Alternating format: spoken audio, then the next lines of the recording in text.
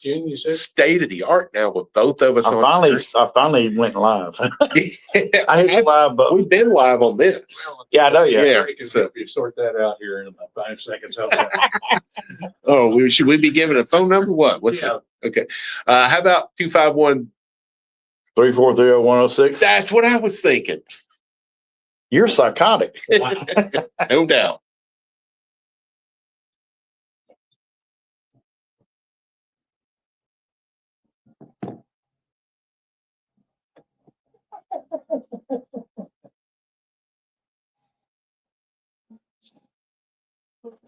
Well, that opening segment was pure chaos.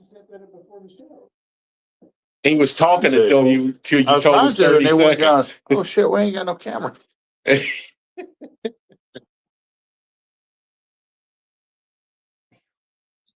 So we talked turkey a little bit and technology. Now we can talk wine. Well, what I want to do first is I want to mention Cherish Lombard and the Red Clay Strays. Then we can work into that. I'm just here, dude. Yeah, I know. Yeah. What about Cherish? I don't think She's got cancer. Oh, So, in other words, once it's thawed, you take the Italian dressing or the Italian seasoning. Yeah, you just flip the skin underneath them, certain spots of the put burger. the glove on to avoid salmonella.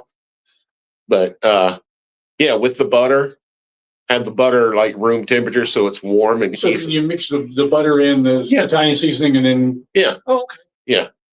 That makes sense. Yeah, just set your butter out and let it come to room temperature overnight. By the way, butter can stay at room temperature for 30 days. Okay. It doesn't have to be refrigerated. I don't know. Yeah, a lot of times keep it out all the time. My mom butter, Yeah. we keep a stick and it don't last 30 days. It don't last a week. A stick, in the that tray by the stove. And so I don't know why I keep coming back to this, but you don't put water in the bottom of the. No, you're not braising. That's called braising. You're roasting. Braising is you want liquid at the bottom. Yeah. What's going to happen is all the meat will just fall apart in the bottom of it. You do that with leaner cuts that are a little tougher, like brisket. That's a great way to cook brisket. I mean, we're tender, but we're still going to do. Well, you can't avoid tender. It's a bird. We're still going to dry it out. Oh, yeah. Well, don't overcook it. Yeah, I don't want to drink it. You don't want to. A bird. We found a recipe with put a turkey breast in a crock pot, and we're going to do that. It just falls apart. But I'm going to go ahead and smoke a ham in my smoker. But we're going to have to really smoke the turkey breast on that a certain way. Or? We're tired of that. Oh. We're tired of frying. We're tired of all that shit. You've been alive so long that even one meal a year, you've done it to death. We're going to put it. We're going to make an aluminum foil dish and put it under the sun and let the sun give it sunburned turkey. We got 2 people watching right now, Mike. Hey, y'all. You'll beat the crows out of it. Yeah. How you like this weirdness we got going on? Remember a couple of years ago we were talking about 6-legged turkeys? No, that was John Madden. Well, I know, but Rouse's has 6-legged. Oh, turkeys. yeah. Remember we used to talk about it on the show? Yeah. And John from Fig River. Here we go.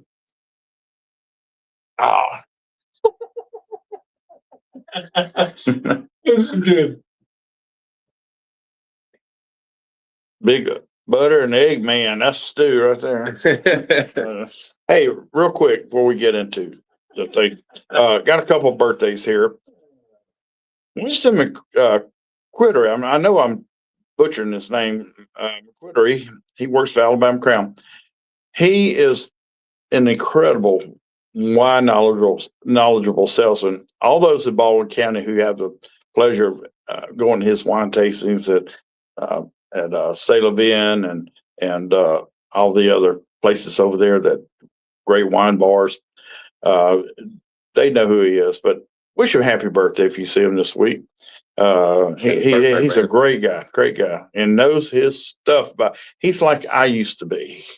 He's just like I used to be. So anyway, hey, come on, Constantine, Diggly Wiggly, oink oink oink oink. That's happy birthday in Pig Latin there. Come on. Oh, and Greg Rains over there at Lad and Dad's. Mm. It's his birthday. Wish these people some happy birthdays. So they're good, all good people. Real quick, congratulations, we want to say to the Rick Clay Strays from Mobile, Alabama. One of the best vocal musical act. And you know what? I found out that only 3 country stations actually played their music. Yeah, that's gonna change. Well, guess what? It was all social media that made them popular. And they had a great story to follow because their bus kept breaking down. They had one of them old church buses and it was always breaking down. And they just built this huge following. And now all the big country writers are saying these guys have a sound like nobody else, but they bring so many genres together. And we're so happy that hometown boys have done well, and they're going to continue to do well. And On the other hand, yeah. Also, want to everybody please keep Cherish Lombard. Everybody knows who Cherish Lombard is. In your prayers. I think she was diagnosed in 2017 with thyroid cancer, and she's been going back and forth to MD Anderson. The other night, I just happened to catch about a 35 minute live where she was, I think, on the rooftop of MD Anderson, doing a live broadcast on her cell phone about what she was about to go through the next morning. She was going to have the remainder of thyroid taken out the next day. And she's been battling this for quite a while now. And she's a sweet girl. My son, I think, went to school with her. And she's just about her. You can tell she's got a lot of courage. Yeah. And she's trying to be courageous for her son and her daughter and her husband and the family. And but I think they're going to be spending their Thanksgiving in Houston right now. Well, when she was 18, she worked, I think maybe ABB. She went out to LA and got some kind of, I'm drawing a blank, like a blood disease or something that almost killed her. And she came back to Mobile after that. She was one of the original hosts of Studio 10. So Mike and I have been on that. Yeah. One of my great joys when I would do cooking demos on Studio 10 was trying to make her glitch. Do something that took her out of her comfort zone. And like one that I did well. One time I was doing street tacos. I know Mike loves it when they demo tacos on Studio 10.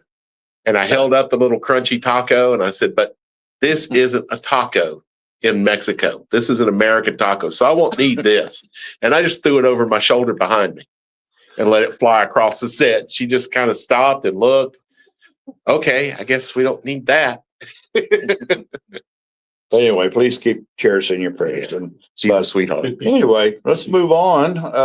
It's Thanksgiving week, and I know everybody's just chomping at the bit to find out what kind of wine do I need, Mike? What kind of wine do I need? Well, do you know that the third Thursday of each November is the Nouveau Beaujolais release day? And the Beaujolais release day, and it's released around the world all at the same time. Now, there's a big story why it's released like this, and it has to do with the town of Beaujolais. And it's a fresh wine, and it's picked, it's crushed, it's fermented, it's bottled, and it's rushed to market. They used to have races and they still may do. Races? They would race to town. Oh, they would have races. Okay, races. That's much better. Like stock car racing. Racing. They used to do racing. And get their product to market, which in the town quicker than anybody else. Than big competition. Of course, the big name is George Dubouf, and George Dubouf. Yes, he would get his. The French have a different, but he's had he's a pretty big name, and he's made his name with Beaujolais Nouveau. But it's from the Gamay region. Always a very festive label on the. Yes, always they change it up every year, and actually, I have about 6 or 8 of those posters from different eras, and but it's from the Gamay region, so that is always a very popular one, and George Dubouf himself made a point. Everybody thinks, well, that wine isn't any good after a few weeks or months. No, it ages well. Mm-hmm. You can keep this wine for a couple of years. When I used to sell it, I would buy extra bottles to set on to drink 3 or 4 years down Does the it road. continue to develop in Yes, the bottom? Because a lot of particularly- wines don't do that, right? Once they- if you get the Viage, the buff, or it doesn't have to be the buff, but the Gamay Beaujolais villages. It looks like it says villages, but I call it village.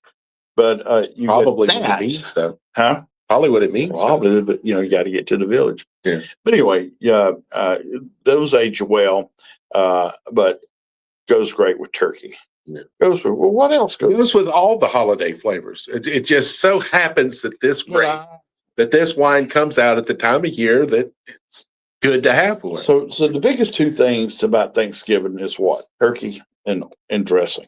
Pecan pie, Whether it's pecan pie. But pumpkin cheesecake. I'm gonna tell you what, I had some oyster dressing at our local company thing Friday. And the first thing I thought of when I bit into it was, this needs champagne. This needs sparkling. Yeah. So Oysters. it's got oysters in it. And yes. And I imagine a dry, well, like your white wine recommendations were mostly on the dry side, need that for all of the fatty foods that you're consuming. But it's a palate cleansing flavor too. Cleanses the palate in between bites, in my opinion. It just cleanses it well enough to you can So it enjoy makes every bite the first bite. Every bite's the first. Champagne is a palate cleanser, you say? It could be. Okay. To me, it's like when you're, it's an experience. No, I was just thinking, You mean the white wine or The champagne. the champagne, yeah. Well, I also recommend Pinot Grigio.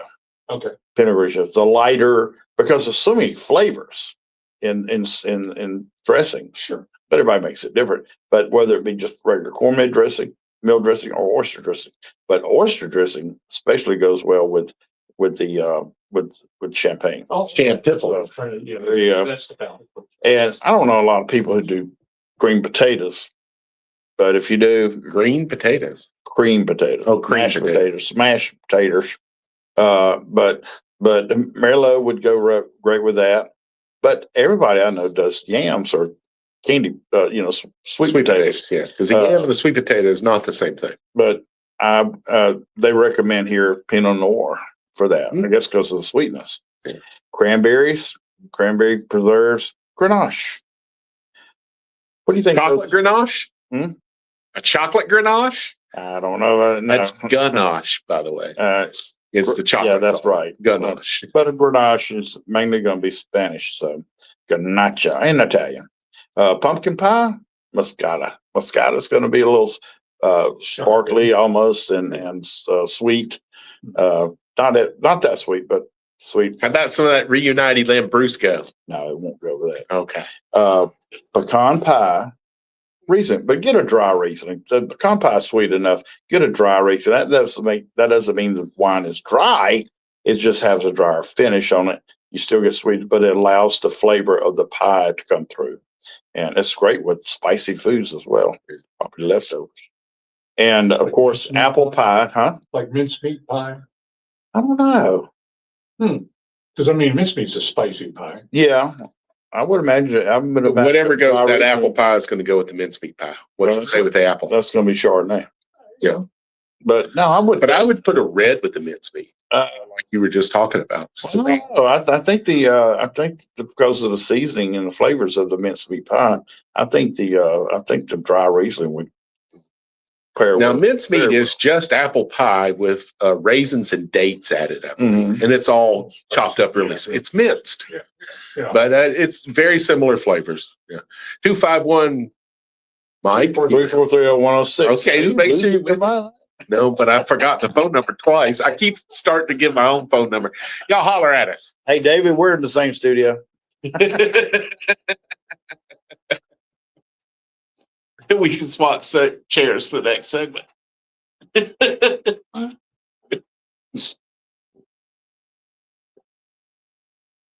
Don't point it where you are. Point it where you're going to be.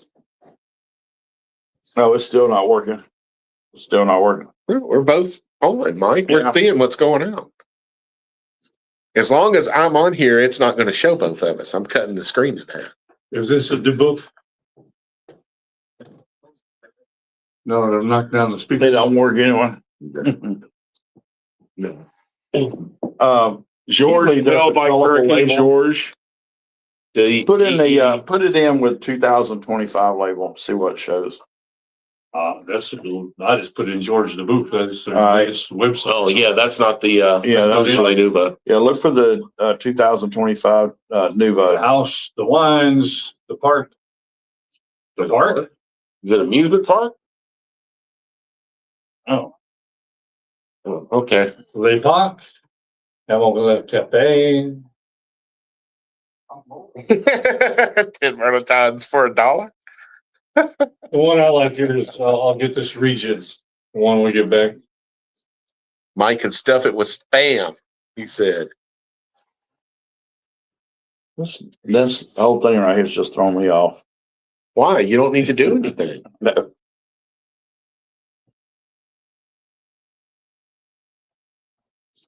I mean, I could end my broadcast, but I'm kind of liking this. I mean, we may be able to just do this with our cell phones from now on, and both of us be on screen individually. That would sure make it easier to drop them into Now, I shorts. do have this camera that could go back and forth for me and you. And yeah, they're going to love hearing that as No, you it don't turns, and hear then it's going to be a Busy. low rumble on the table. You're dizzy. No, it doesn't do that. Doesn't make it noise. Yeah, it doesn't now. Put it on this table. Speaking yard manual, they have a manual where you can just go back and forth whenever one speaker go back. You can switch them back and forth. When I do the podcast with Rick, I could do that. Yeah. I I haven't played with any of that probably just stuff. need a new camera. I probably don't. Mike, it has nothing to do with the camera. It was just a glitch when we went live. That's all. No, the camera's not working. You're on it. No, I'm not. I'm on Oh. this one. Oh. Oh, okay. Damn it. I thought you were sitting there adjusting that to be on you. Well, I thought so too, and I realized, oh shit, that ain't working. I'll play with it when we get home. Ooh, the station could buy us iPads, and we could just lean them up here, and each of us have one in front of us. Good luck with that. You then come in and go, here you go. Here's your iPod. We said iPad. Yeah, but the iPods are like $10 at the. That's like Jennifer Bouger comes in. She has her iPad, has a camera. It's all hooked right in. Yeah. It's I don't right understand. there. I don't He understand sits that there on girl. his computer and he engineers while Yeah. I engineer here. Don't go back, Mark. Hmm?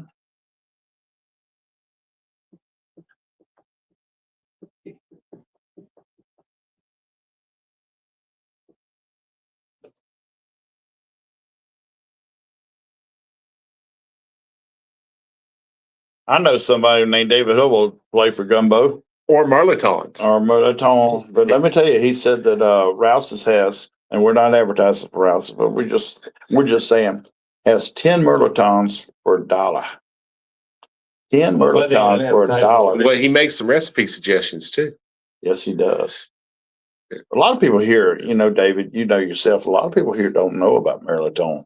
Yeah. And how delicious they are. Or chayote squash is its other name. It's in the squash family. In Louisiana, it's called Merloton. The rest of the world, it's called a chayote squash. And I used them at Mars Hill one time. Is that the purple squash? Mm-mm. No, it's green. Oh, I used it at Mars Hill one time because we shared a shopping center with an Asian market. mhm. And our cucumbers had gone bad. And usually I'd run down there and they would have English cucumbers. And, and that would get me through a day, and they were out of cucumbers. So I just grabbed the Merloton and cut it into pieces and threw that into the salads. And people were like, that's the best cucumber I've ever had in my life. Doesn't look or taste anything like a cucumber. But delicious squash here. Squash comes from the New World. I don't know of any squashes that are. Bill would be the expert on that, but I don't know of any squashes indigenous to other parts of the world. I think they all came from. I think we never grew North and South in the green. That's why I was saying. Although I say that, but zucchini has an Italian name, so I'm wondering and it's a squash. Its full name is zucchini squash. But the natives here, and this is a holiday that is built around us sharing things with the people who are already here.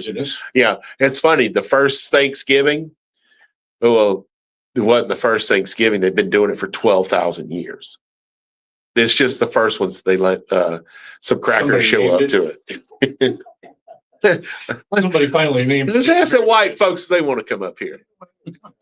But the natives referred to three vegetables that they grew as the three sisters. That is corn, squash, and beans. And they had an ingenious way of growing them so that the squash vines would grow up the corn, so it would hang off of the corn stalks, and everything, all three of them were grown right together. So you would go to one corn stalk and you would pick three different vegetables. Oh, cool.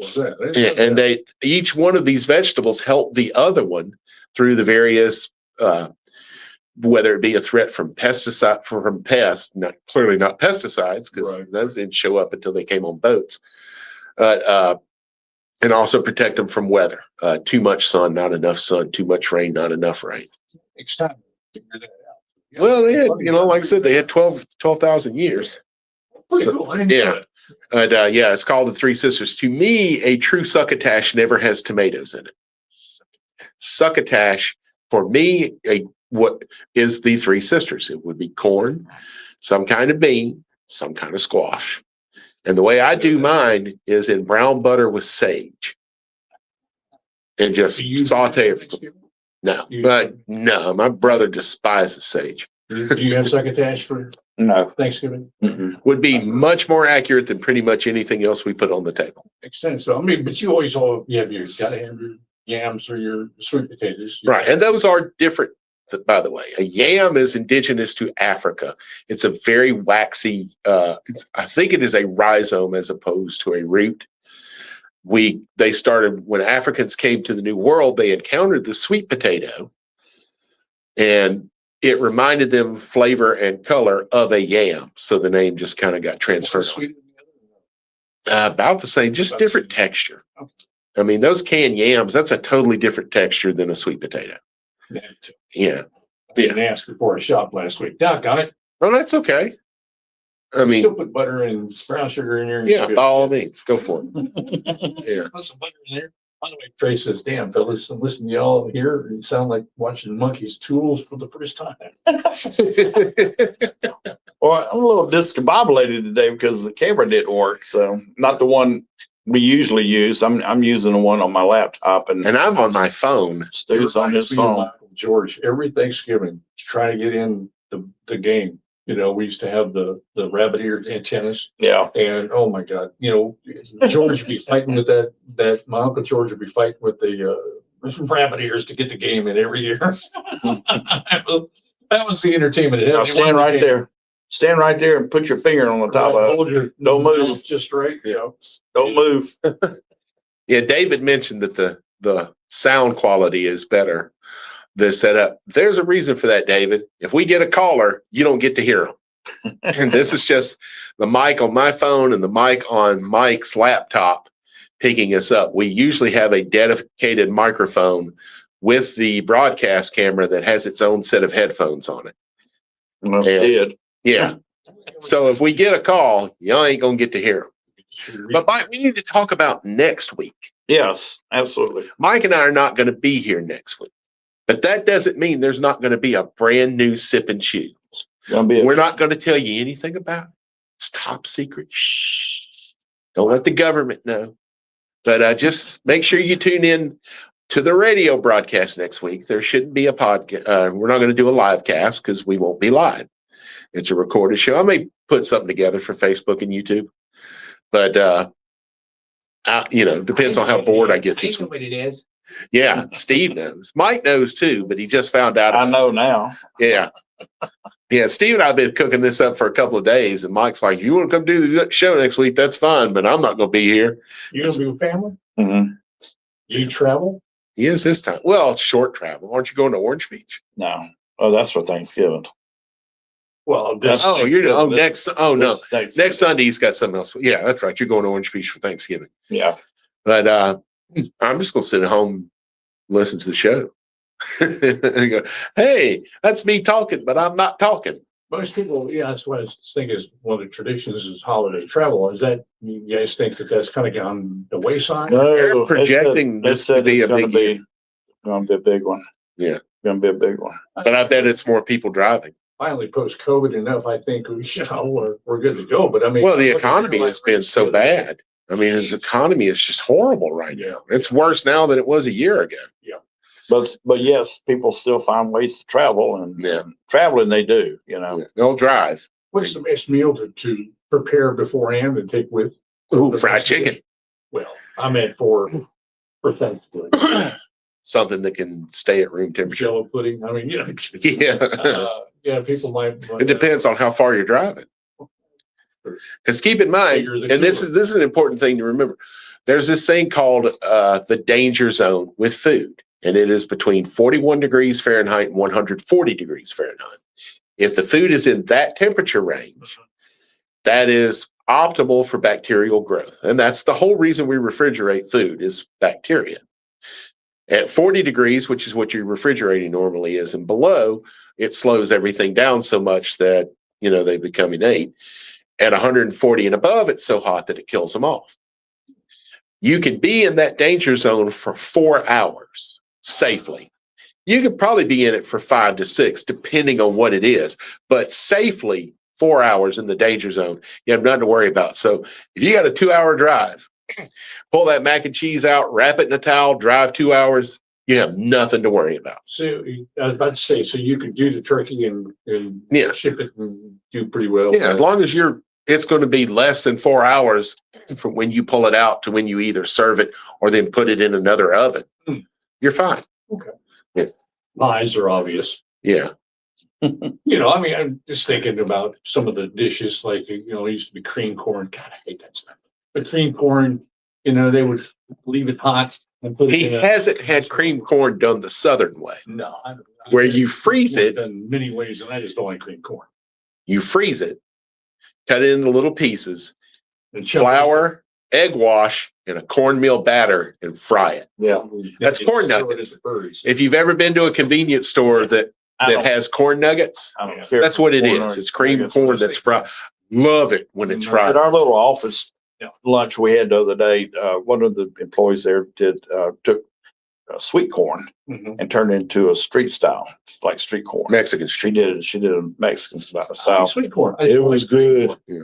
That's not like cream corn. Sweet corn is not made sweet because you add something to it. It's a particular type of corn that is naturally sweet. I like the white sweet corn. Yeah, that's really good. Pan fry that. Yeah. Man, pan fried. That's hominy. Deep fried all. No, hominy is a mixtilization process. I forget what all they put in. That's how hominy is made, and that is also like thousands of years old. Yeah. And they would put they would take corn and they would put it in a chemical solution, and it would make the kernels plump up. It would turn white, and that's where hominy grits comes from. Like wet popcorn. Yeah, and then you fry it. But that's what grits are. Yeah, grits. No, we take white corn and pan fried, and you caramelize it. Just turn it brown. Caramelize it. Delicious. Zia's Rotisserie, which I don't know if you ever went there. They used to be at airport. They're based out of the Hungry Peasant. They're based out of New Orleans. Company called the Hungry Peasant. They have a bunch of different concepts. They would take corn on the cob, throw it on a grill and char it, shave it off and add it to the grits. No, I can handle that. Oh my I gosh. wouldn't handle the grits, but I could handle the corn. You might have handled these. They didn't cook them in water. They cooked them in straight heavy cream. I just can't do Oh, God. They own semolinas too. And, yeah. Which is also good. They still have them over in New Orleans. They just just the one in Mobile. That one in Mobile was great. Yeah, it really was. The Zia's was phenomenal, and it's I believe it's one of those boiled seafood via Cajun houses now. That's what I mean. I enjoyed. So if you run into any of those Hungry Peasant concepts, even though it's a chain, it's a regional chain, very good, New Orleans based, and the techniques are based in New Orleans as well. We have a good friend, Sarah Lassiter, who went to work for Zia over in New Orleans at a training store. She gave me some of the secrets. Oh, and the other thing on those grits is that fresh green onion chopped up on top. Oh my gosh. I just can't handle this. There must be But something wrong with it. Steve, Zia rotisserie is all of the meats are cooked on a rotisserie. Yeah. And each week they'd have, or each day was a different one. So there would be lamb cooked on a rotisserie one day. One Friday night we went there and ate, and it was so good. And I was out there cutting the grass Saturday morning on the riding lawnmower, and we went to a Mexican restaurant and said, you know what? I've been thinking about Zia all day. So we got up and paid for our tea and left.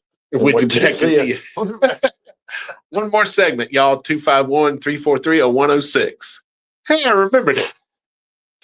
And we got a Jarhead. Okay, cool.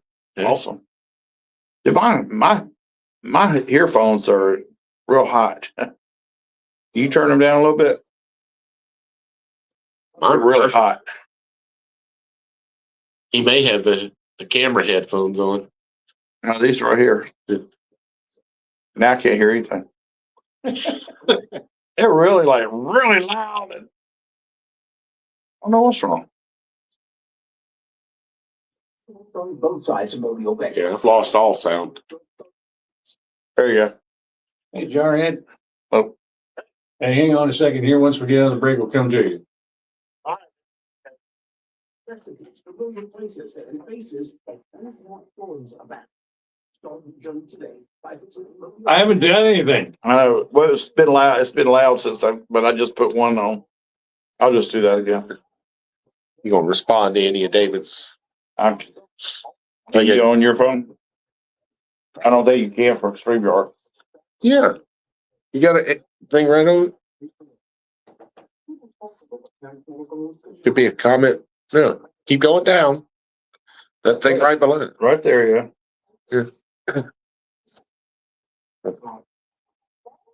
I can't post to David. Why would you want to post to just David? What do you want me to say? I typed in burp. Is it doing anything? Okay. There we go. Burpity burp. There you go. Minute and a half. And it posts both of us when I post. Sip at you and me. Oh, and I'm logged in as Delta Safari Show.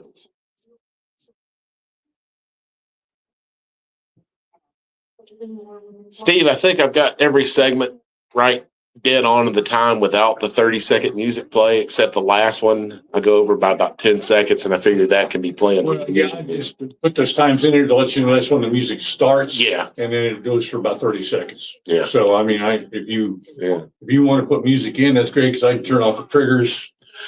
Yeah. No, leave your regular music in. Okay. I think I'll send it to you. Each segment is its own file, and I'll just send them to you later on Quick Share. Because if you go over 10 seconds, what that music do, it'll override not only on one pot. Yeah. So it'll drown it out a little bit. Yeah. That one, the last one's the only one that goes over. I think it goes over 9 seconds. Now, if you want, what I could do, if you send it to me beforehand, I can produce it to where, like I do with Doug. Yeah. I'll send it to you tonight. Yeah, you can just send it to me and I can produce them and then I can put them in all as one segment. Yeah. I finished them last night, and I'll put them in a Quick Share file and send it to you. You have 72 hours to download it, and then it goes away. Yeah, I'll just produce them at home and send them to myself, and then I'll put them in a cart, and they'll all be just one deal. You can sit back here and take a nap while it's going on, can't you? I monitor. The thing that I do with Doug is I make sure because it never fails. Oh, here we go, Mike. That's us. Whenever you're not here, I change. Oh, whenever you're not here, I haven't changed that to sip and chew with frickin' stew. We got a collar. Yeah, Jarhead, what you got going for us? There you go. There you go.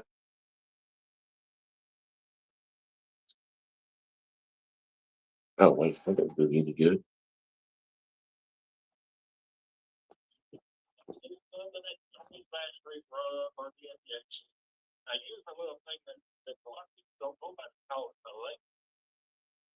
Yeah.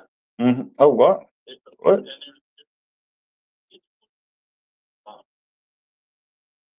Pound. things, so you might have to strain it through, like a coffee filter, and get all that, plug in the steam. But I go ahead and use my turkey up on Monday nights, and I put it in two plastic bags. Put it in a pan, so they can get it outside the refrigerator. And about every 12 hours, or whatever you take about it there, and take that turkey and flip it up.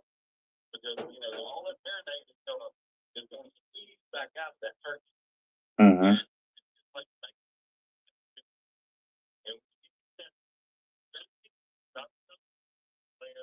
I go over 375. Dump that thing in there. Don't do it in your house, people. Do it in your house. Unless you don't want to keep the house.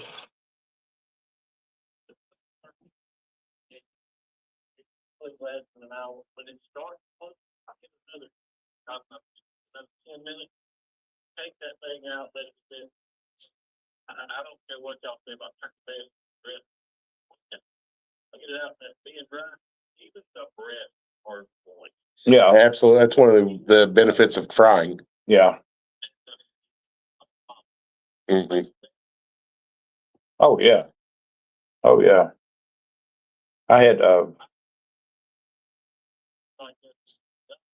My mom's house. Bring another big turkey.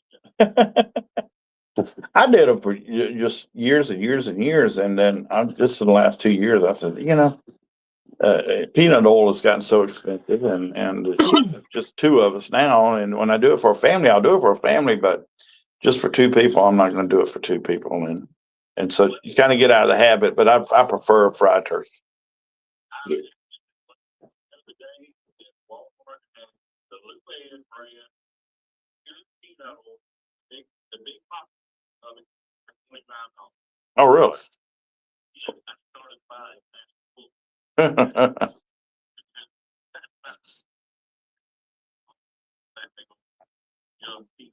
Now, my next, so I got a question for you then, and it's just, because I've never done it. What do you do with the oil after? Let it cool off, put the drain, and put it back in the jug, and store it in a. Yep. Like in your pantry, and you can usually, I use mine for, over a year and a half. Okay. Wow. Yeah, it's the particles in the oil that make it break down, smoke, and all of that stuff, unless you get the oil too high, which is what the smoke point is. So yeah, just filter it out. If it's got a little flavor in it, fry potatoes in it first, and the potatoes will take all the other flavors out of the oil, especially like seafood.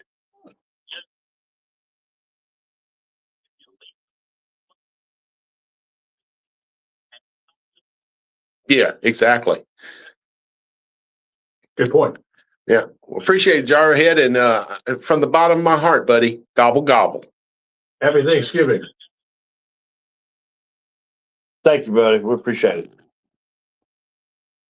it. Just learn something every day. Well, I would fry another turkey or at least a turkey breast for Christmas after using the same oil, but I never have saved it that long.